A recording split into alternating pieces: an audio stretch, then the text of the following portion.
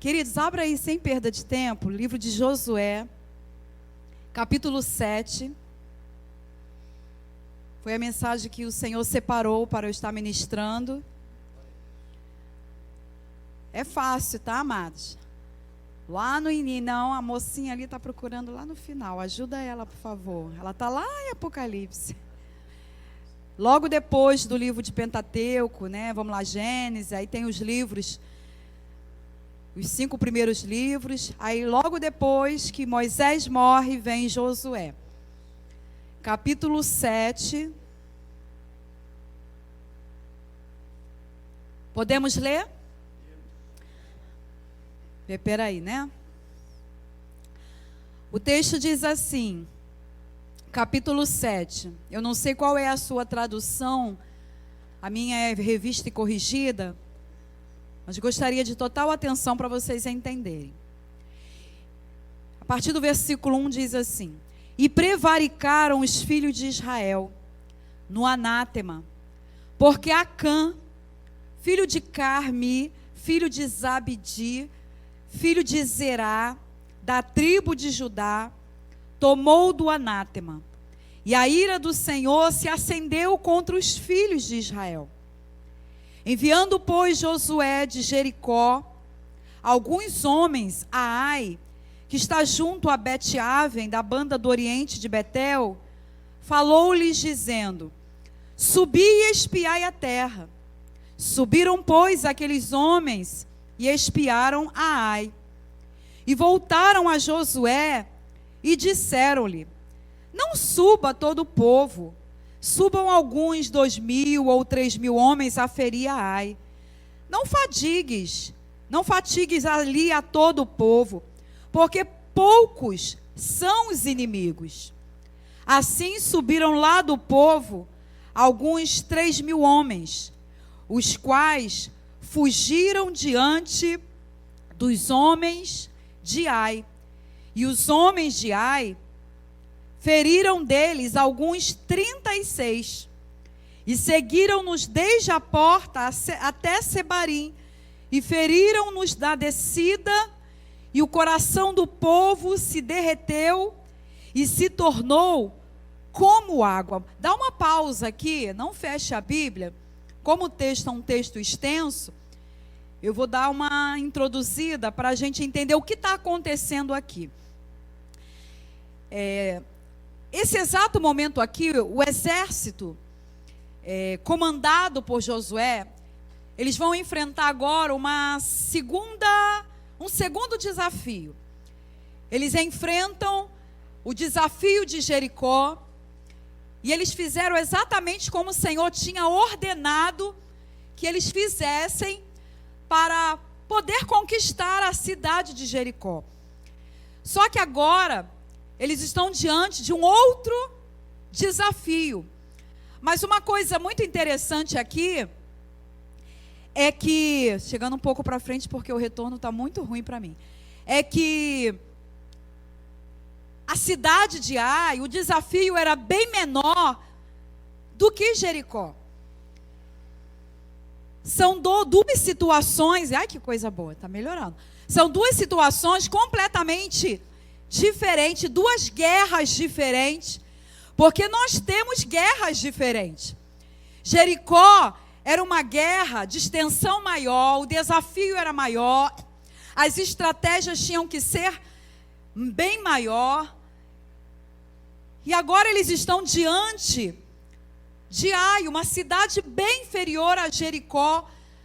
E é por isso que o texto aqui vai dizer, no versículo 3, que Josué, ele envia, podemos dizer, alguns espias, alguns observadores, porque o líder, ele precisa ter esse toque, ele precisa saber exatamente como é a batalha, onde ele vai colocar determinadas pessoas, quem vai ficar mais ou menos assim na portaria, porque uma portaria de igreja não pode ficar pessoas desligadas, pessoas dormentes, roendo unha, pensando, na morte da bezerra, como dizia o meu pai, longe, pensando nos satélites que possui lá em cima, não. Josué precisava também estabelecer como seria o comando, quantos homens iriam enviar para essa batalha.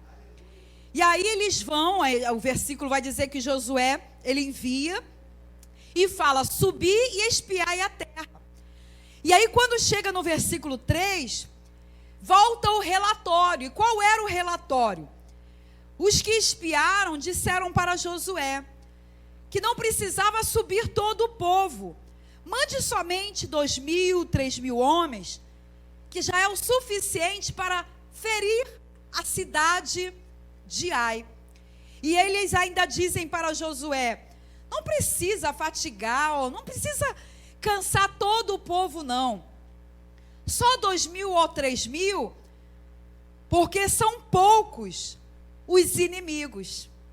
Então você observa que o que eles viram, eles tinham a plena convicção de que não precisaria muito homem, muita estratégia. Descansa alguns soldados e coloca poucos somente nessa batalha. Eu quero que vocês comecem a entrar dentro dessa palavra, porque ela tem lições de extrema profundidade no contexto das nossas batalhas. Porque Josué agora, ele dependia desses soldados de trazerem um relatório positivo, e o relatório foi positivo. Não era muita gente, não era muito inimigo, a cidade era de proporção inferior ao que eles amados. Pensa numa coisa, raciocina uma coisa, quem vence Jericó, vence Ai, desde que faça exatamente como o Senhor tinha ordenado. E aí quando a gente se depara nessa segunda batalha, o texto no versículo 4 vai dizer que sobem 3.000 homens. Só que esses 3.000 homens, eles voltam correndo. Como é que é isso? E subiram lá do povo alguns 3.000 homens, os quais fugiram diante dos homens de Ai. E os homens de Ai feriram mesmo de matar, 36 homens. Como você vai explicar uma situação que tinha tudo para você sair vitorioso, mas quando você chega, você volta fugindo da guerra, daquela batalha, daqueles homens, e ainda deixa caído lá, ferido, morto, 36 guerreiros. Como eu vou explicar isso? Se tantas outras batalhas,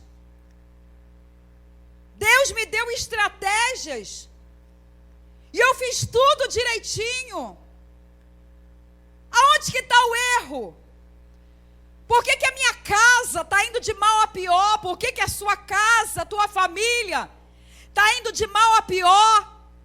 Mesmo você frequentando cultos, indo à igreja, porque está tudo virando de cabeça para baixo. Se você está fazendo, entre aspas, tudo perfeito, está vindo à igreja, está abrindo a Bíblia na igreja, está dando a sua oferta, está dizimando, está cantando os louvores da igreja, o que está acontecendo que tu está perdendo? Batalhas que não são para serem perdidas. E toda a estratégia é dada minuciosamente para você.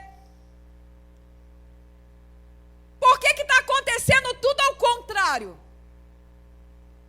Aqui nessa questão aqui,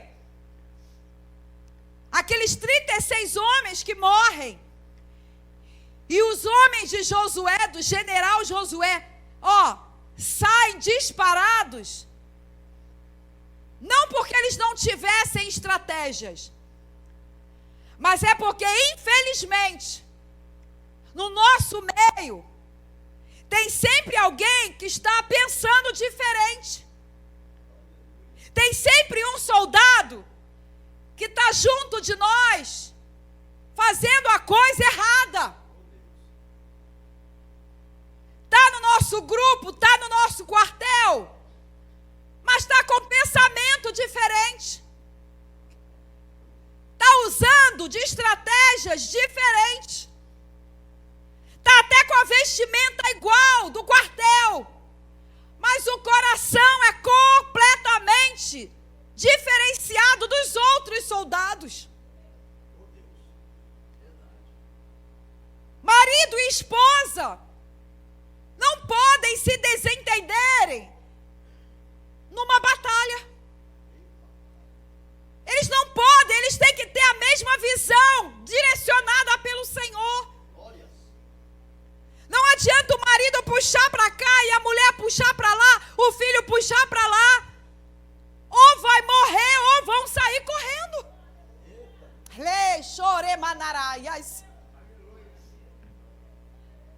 E agora o general Josué estava enfrentando essa situação. E amados, nenhum líder quer ser considerado como um líder dos subordinados perdidos na guerra. Nenhum general, nenhum tenente, eu não entendo muito de militar. Claudinei deve entender, né? Ele foi militar. Nenhum almirante, comandante, nenhum brigadeiro, comandante quer ver seu navio afundar. Ninguém quer ver os seus soldados fugirem do inimigo. E agora o que Josué enfrenta? Uma notícia terrível. E aqui no versículo 5, vai dizer, e os homens de Ai, primeiro ele fala para Josué, que 3.000 homens fugiram. Imagina 3.000 homens fugindo, com medo dos inimigos. E ainda dá notícia que perderam 36 homens. Aí no versículo 6, Josué rasgou as suas vestes e se prostrou em terra sobre o seu rosto perante a arca do Senhor até a tarde. Ele e os anciãos de Israel, e deitaram pó sobre as suas cabeças. Igreja, o que uma liderança, quando recebe uma notícia dessa,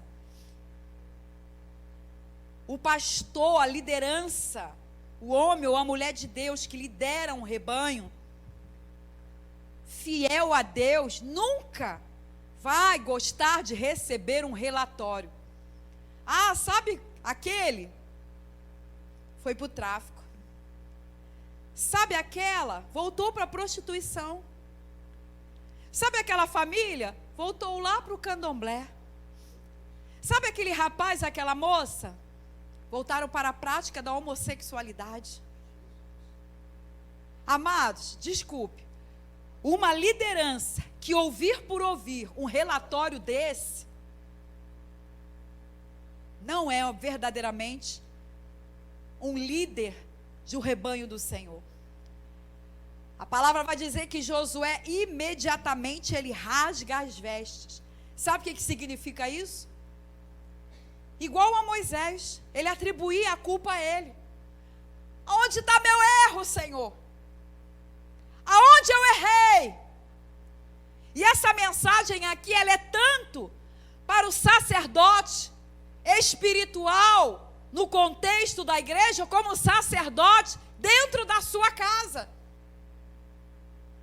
Porque é inadmissível, queridos, você aceitar o seu filho dar um tapa na tua cara e achar que está tudo bem, é a modernidade. É inadmissível um filho chamar a mãe ou o pai, fala coroa. Faltar com respeito, roubar dinheiro do pai, da mãe e achar uma gracinha. É a modernidade da juventude. É inadmissível. Você não pode abraçar e aceitar isso como normal.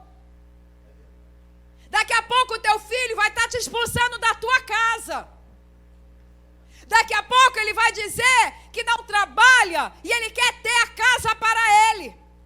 Daqui a pouco a menina, a moça, vai querer levar homem para deitar na cama quando tu sair de casa, e se não já está deitando na cama. E você vai aceitar ou você vai rasgar as suas vestes?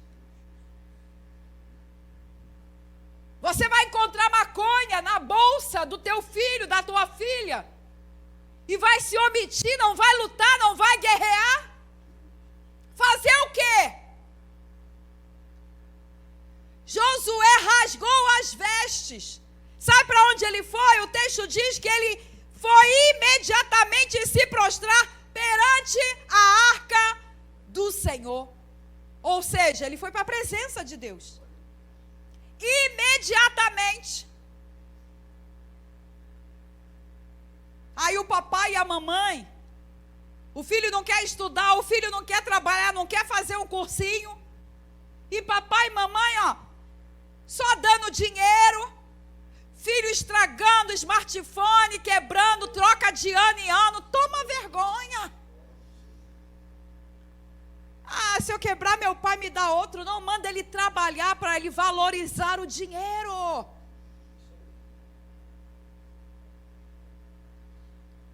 Não fica fazendo a vontade dos teus filhos, não. Porque é muito cômodo você dizer, é a nova geração. Não, você é responsável por essa nova geração. Josué agora, ele se deprime de uma tal forma que ele chama os anciãos, os principais de Israel, e eles começaram a deitar pó sobre as suas cabeças. O pastor, a liderança que não fizer isso, ao saber de um erro, de um pecado, de uma derrota, de uma ovelha, se ele se achar aquilo muito normal, tem alguma coisa errada aí. Porque nós não pregamos para vocês serem derrotados. Nós não pregamos para vocês serem pessoas comuns e normais na sociedade, não. Nós somos um povo escolhido de Deus. Nós fomos convocados para sermos representantes do reino de Deus na terra. Sacerdotes, embaixadores de Cristo. Então é inadmissível eu ouvir uma notícia terrível e achar que isso é normal. Não é normal. O que você começa a sentir, o esfriamento espiritual, já não quer mais vir para a igreja, já não lê mais a Bíblia, já não ora mais em casa, já não tem mais prazer nem de ouvir 1h, 50 minutos da palavra. Você está achando que, você perdeu a vontade, amado. Não é isso não. Não aceite isso como algo normal. Essa normalidade aí que você acha que é normal, está querendo te levar para um esfriamento, que depois, para voltar, dá trabalho. Dá trabalho. Sabe por que dá trabalho? Porque é pior voltar aquele que já foi um dia da casa do Senhor do que aquele que nunca conheceu ao Senhor. Porque aquele que um dia já esteve, ele fica dizendo, quando eu sentir vontade, eu volto. A maior mentira que Satanás inventa e soa no ouvido é quando eu sentir vontade, eu volto. Você não vai sentir vontade porque perdeu a sensibilidade do Espírito Santo. Se você não tem mais a sensibilidade, então você não vai sentir. por melhor que seja o convite. Então, que igreja, desperta, porque o que está acontecendo aqui é um alerta para nós. Nós estamos falando de um contexto de uma guerra, de uma batalha, cujo líder agora se desespera. E aí, quando ele se coloca diante de Deus, no versículo 7, olha o que essa liderança começa agora a falar para Deus. Ah, Senhor Jeová, porque com efeito fizeste passar a este povo o Jordão, para nos dares nas mãos dos amorreus, para nos fazerem perecer? Tomara nos contentáramos com ficarmos além do Jordão. Ele já começou até a ficar pessimista e falar: por que o Senhor nos trouxe? Para passar essa vergonha? Não, Deus estava querendo falar para Josué: não, Josué, a questão toda, o problema não está na liderança. O problema todo é que no meio desse exército, tem cara de pau, tem mentiroso, tem promíscuo, tem adúltero, tem ganancioso, tem amante de si mesmo, tem falsos, tem mentirosos, invejosos. O problema não está em você, Josué. O problema está, agora olha que coisa terrível, como pode uma pessoa, uma única pessoa, fazer todo um exército sair correndo? Tamanha força o pecado e a desobediência faz. Tamanha força tem o pecado para destruir não só uma pessoa, mas todo um exército. Amados, não brinque com o pecado. Não brinque com a mentira. Não brinque com a vaidade. E eu não estou me referindo à vaidade no contexto que ensinam aí, mas a vaidade que o mundo tenta colocar em você, que você tem que aproveitar a vida com toda a força possível e depois servir a Deus. Não brinque, por quê? Porque o pecado ainda é pecado. E aí Deus agora vem até Josué, e ele continua chorando diante de Deus. Ah, Senhor, que direi, pois? Israel virou as costas diante dos seus inimigos?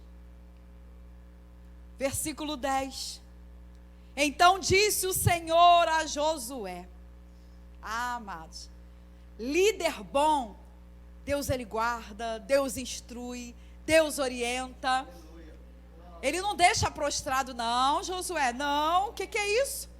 Você não tem nada a ver. Se aquele rebanho, 90% foi para o inferno, não se preocupe, Josué, a culpa não é tua.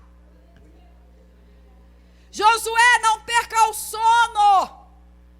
Você falou e ensinou-te tudo o que tinha que ensinar. É porque eles eram desobedientes. E olha o que Deus vai dizer. Então disse o Senhor a Josué no versículo 10. Levanta-te, é uma ordem. Por que estás prostrado assim sobre o teu rosto? Israel pecou, e até transgrediram o meu concerto que lhes tinha ordenado. Aí Deus revela tudo. E até tomaram do anátema, e também furtaram, e também mentiram, e até debaixo da sua bagagem o puseram. Pelo que os filhos de Israel não puderam subsistir perante os seus inimigos. Viraram as costas diante dos seus inimigos, porquanto estão amaldiçoados. Não serei mais convosco, se não desarraigardes o anátema do meio de vós.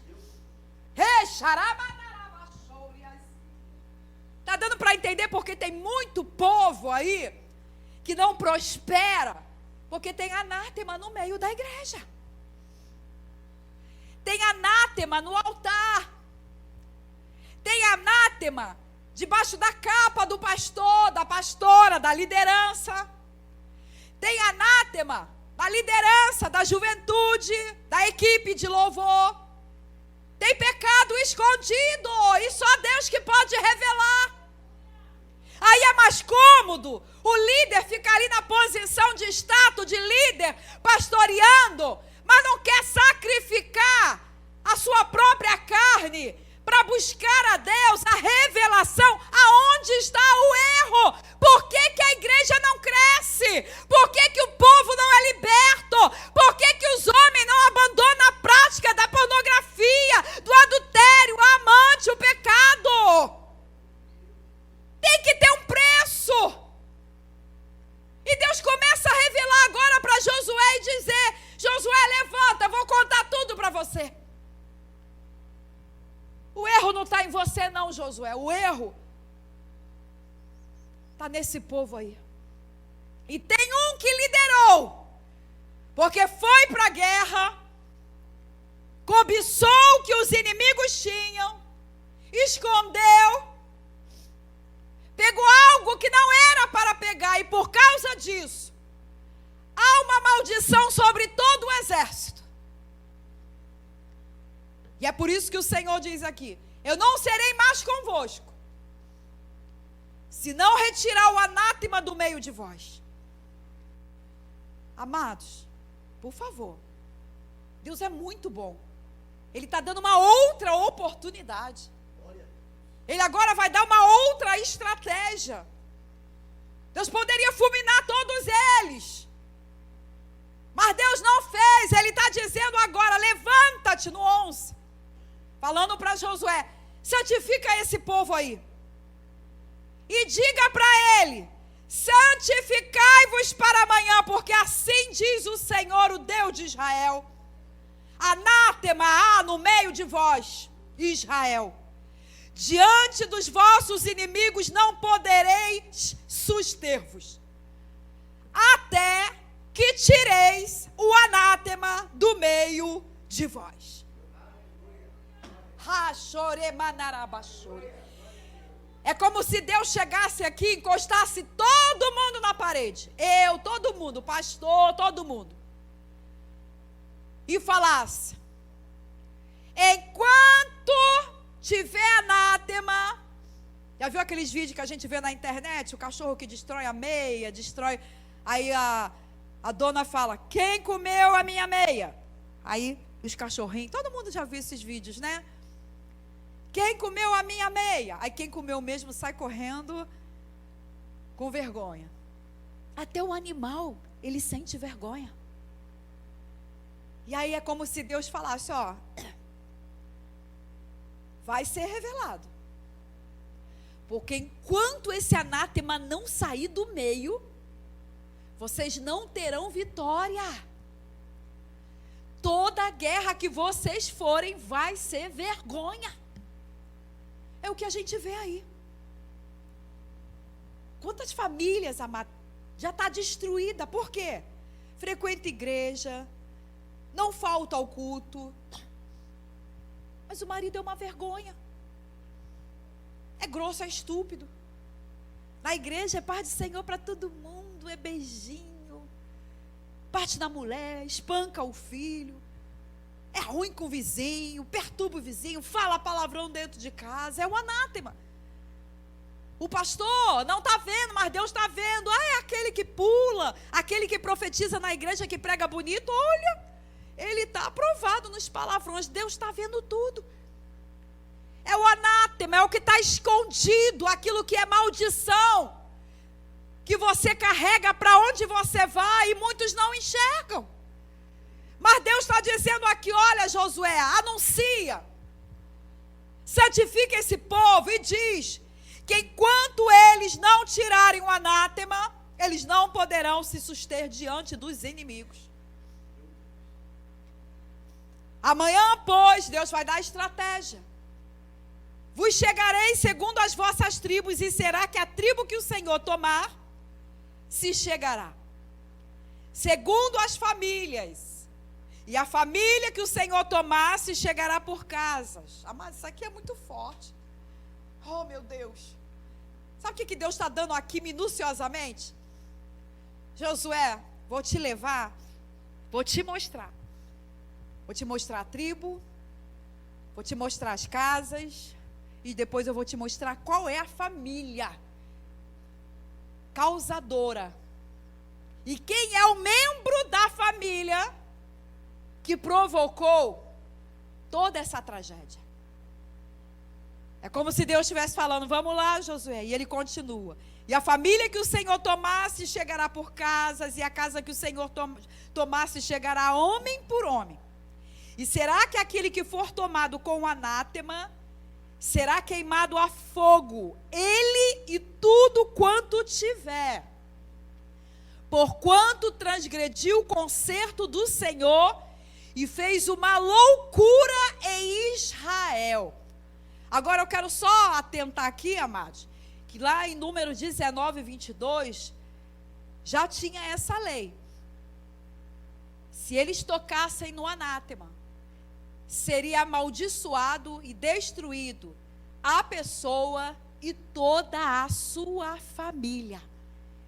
Então, o que Deus está lembrando aqui, através de Josué, é uma lei que já está em Números 19, versículo 22.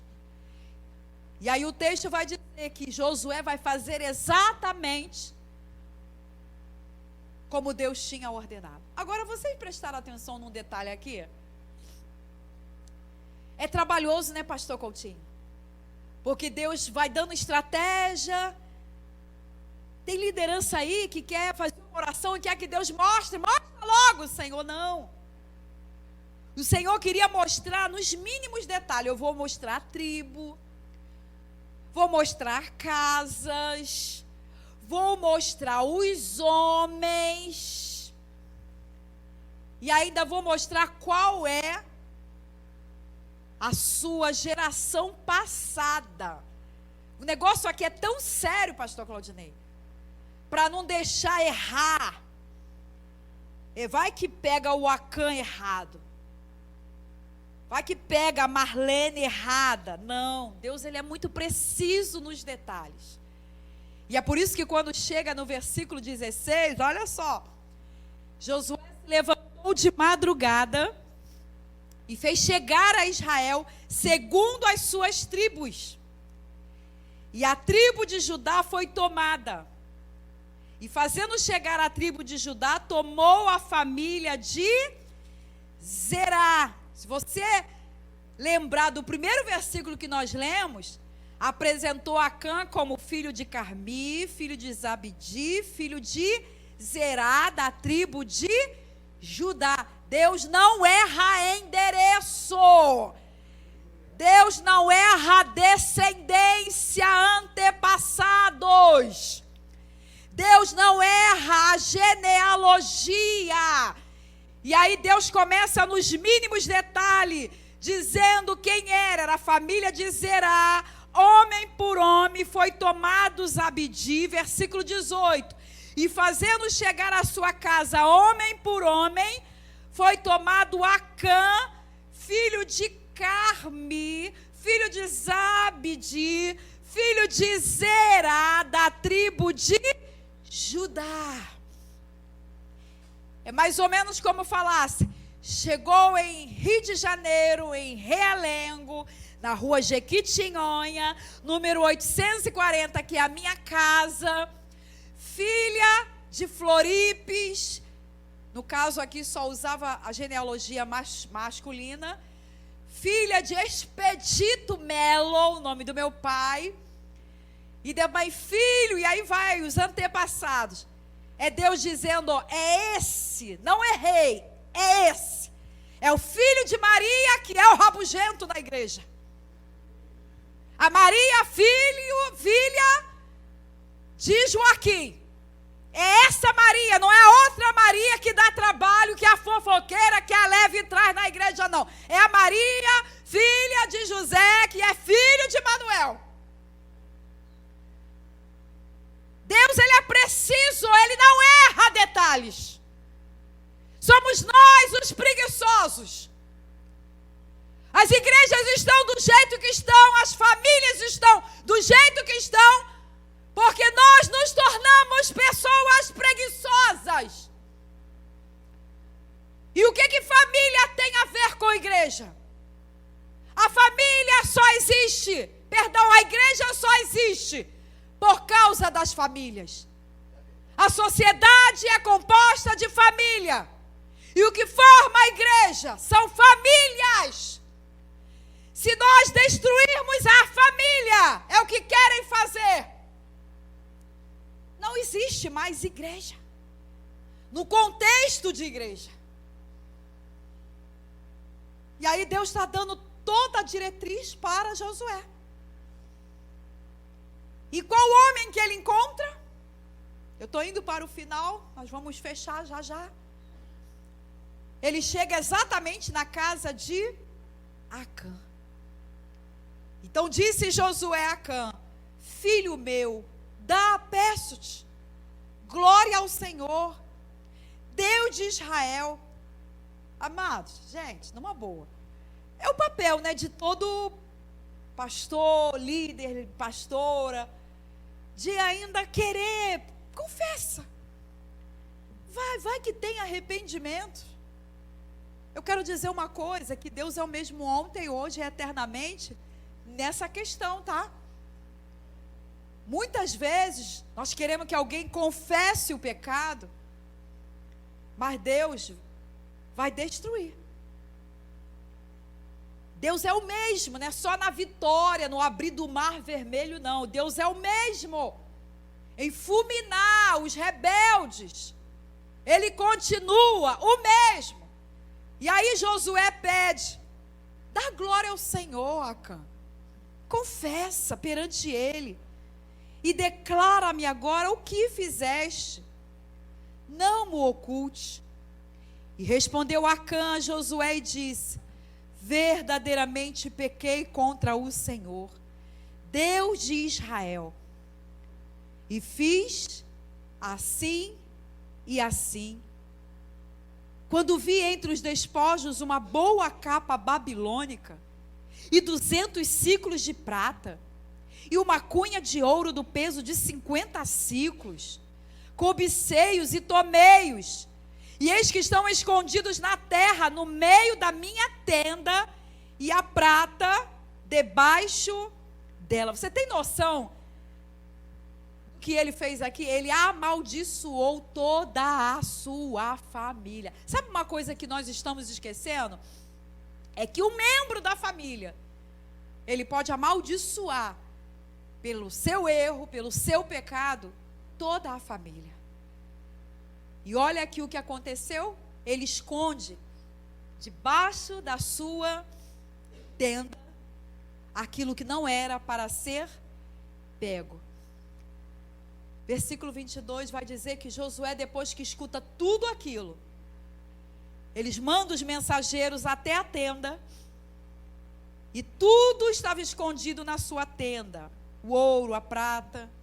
E no versículo 23, eles tomam aquelas coisas do meio da tenda, traz para Josué e a todos os filhos de Israel, e as deitaram perante o Senhor. Então Josué e todo Israel com ele tomaram Acã. Estou chegando no final da mensagem e eu quero que vocês entendam, amados, a importância de você ser santo dentro da tua casa. Ah, mas meu marido bebe. Ah, minha esposa é da macumba, ela gosta de cerveja, só eu, amado. Seja o mais santo que você puder. Ah, só eu, meu pai e minha mãe não é da igreja, só o filho que é. Seja o mais santo possível. Porque enquanto você for santo, você vai estar santificando a tua casa. Mas quando você começar a fugir do propósito que foi determinado por Deus, você pode acabar com tudo aquilo que Deus queria abençoar. E olha o estrago que Acã fez na família dele. Porque no versículo 24, olha o que Josué vai fazer. Eles vão pegar a capa, eles vão pegar Acã, e mais uma vez vai repetir: filho de Zerá. Não pegaram Acã errado. Pegaram a prata, a capa, a cunha de ouro, os seus filhos, suas filhas, pegaram os bois, os jumentos, as ovelhas, sua casa, né, sua tenda, e tudo quanto tinha, e levaram para o vale de Acor. E disse Josué: por que nos turbaste? O Senhor te turbará a ti este dia.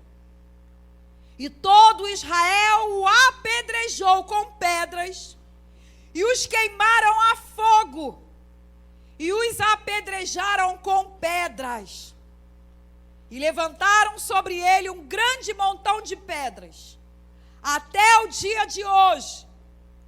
Assim o Senhor se tornou do ardor da sua ira, pelo que se chamou o nome daquele lugar, o Vale de Acor, até ao dia de hoje.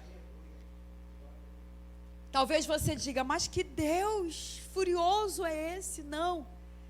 O que estava escrito na lei: aquele que transgredir, tocar no anátema, amaldiçoará toda a sua família. Josué, como líder, amados, tem muito líder aí, banana. Só porque fulano dá um dízimo bom, uma oferta boa, mas ele está no pecado. O líder sabe. Aí o líder passa a mão por cima. A Bíblia vai fulminar esse líder, como também quem está em pecado. Josué não poderia ser imparcial.